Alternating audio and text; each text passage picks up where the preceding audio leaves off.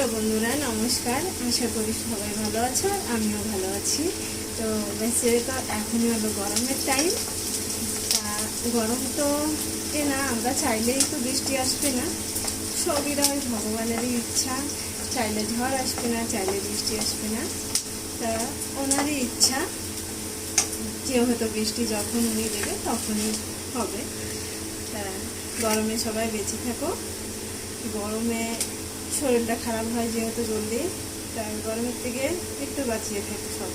আর যেহেতু বাচ্চারা দিচ্ছে বেশি, তা আমি একটা কথা বলতে চাই। যেহেতু দেখো, লোহা নরম করে অস্ত্র তৈরি হয়, আর সোনা নরম করে অলংকার তৈরি হয়। তা আর মাটি নরম করে জমি চাষ হয়।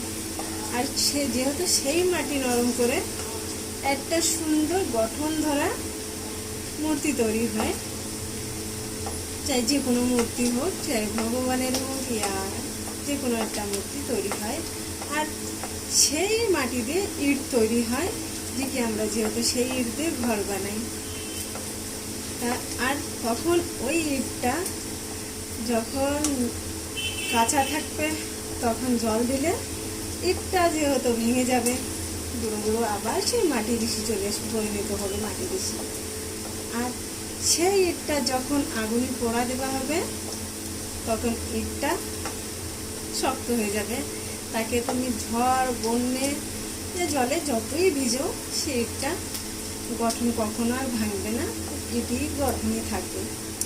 তার তেমনই যেহেতু একটা মানুষকে তুমি যতই করো, মানুষকে তুমি অনেক সময় অনেকই করবা, তো সে মানুষটা কত সময় তোমাকে সহ্য করবে? সহ্যেরও তো একটা সীমা আছে। তাই সে ভাঙবে গর্বে করতে করতে ভাঙতে ভাঙতে একদিন এরকম হয়ে যাবে, যেরকম লোহার অস্ত্র তৈরি হয়, তো সেই মানুষটা একটা অস্ত্র তৈরি হয়ে যাবে। তখন তুমি যেহেতু যতই ভাঙার কোশিশ করো, সে কখনো ভাঙতে পারবে না।